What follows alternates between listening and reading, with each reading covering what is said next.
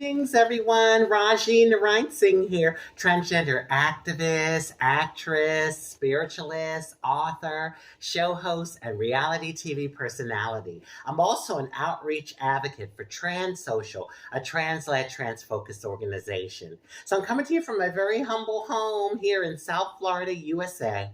And today I want to talk about my agoraphobia, the big A. I know some of y'all are like, bitch, you don't have agoraphobia. Yeah, I do. And I've been dealing with it for a while. The reality is, I love people.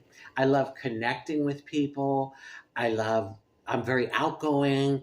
I love it. But I think what it is it's the fear of what people might do to me. And that's connected to like things I've been through.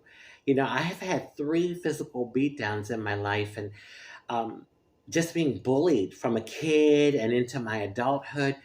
For many years, I was walking around with a very disfigured face. I mean, thankfully, I was able to have some corrective surgery, but going out in society and being treated like an outcast and people laughing and looking at me like some sideshow circus freak and just saying mean things, and that saying, sticks and stones will break your bones, but words will never hurt you, is so not true. Words hurt, and they really can play on one's psyche. They affected me emotionally, my self esteem, and the way I felt about myself and looked at myself. And, I'm not trying to be a victim and complain about the things I've been through, but I'm just trying to keep it real. Um, and yeah, yeah, it's just those things are considered trauma. And I think the thing about trauma is you have it, and if you don't try to work through it, it's the continued fear of, oh my God, are those things going to happen to me again? And so I've come a long way. I believe that I'm still a work in progress, and I have a therapist that I've gone to for some years and tried to work through my different issues, because it's not just the agoraphobia. I have other things I'm dealing with, but I do believe that it can be so paralyzing. And the other day, I went to the mall. I've been to a mall in a long time. Now, don't get me wrong. I try to go out and do what I need to do, like the market and different places, but they're usually places that I have like assigned as safe because I've been there over and over again, and people that work there know me, and so I just feel more comfortable. Like going to the mall is like, oh my God, it can be so scary and overwhelming and cause a lot of anxiety for me. And yeah, if it's somewhere that I'm welcome, like with my activism or like when I share my story on different platforms, if it's somewhere that I'm invited to and welcomed, I'm okay for the most part because I feel like, okay, I'm safe. These people are welcoming me. But like to go to the mall and see strangers and not know, oh my God, what are they going to do? How are they going to treat me? Can be very overwhelming and paralyzing.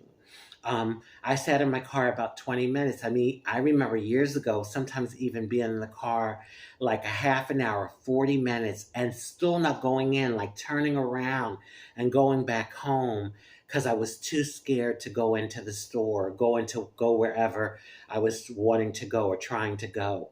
So yeah, it's it's one of those things that I continue to work through, but I think I have come a long way because if I hadn't tried to do some work and like push through, because agoraphobia can be so paralyzing, I believe I wouldn't have been able to do half of the things that I've done, accomplished, and I'm proud of. I do believe that, and also not only for the therapy, but like family and friends that do love and support me, and my faith, my spirituality, a number of things that have helped me. But I just want to encourage anyone that might be feeling what I'm feeling, going through what I'm going through, to find someone to talk to, go get help, because there were many days I just didn't want to leave my home. I was too scared to go out. And when you live like that, you miss out on so many things.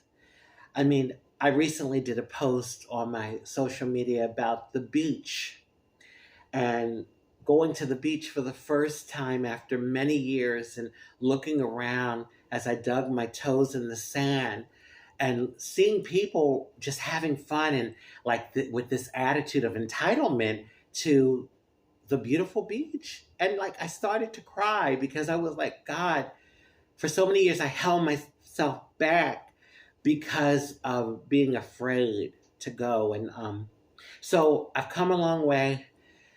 I'm keeping it real. I still got a long way to go.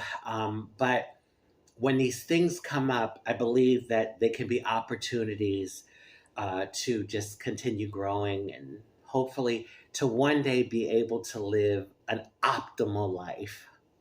So, on that note, I just want to wish everyone love, happiness, peace, good health, prosperity, and many wonderful blessings. Bye.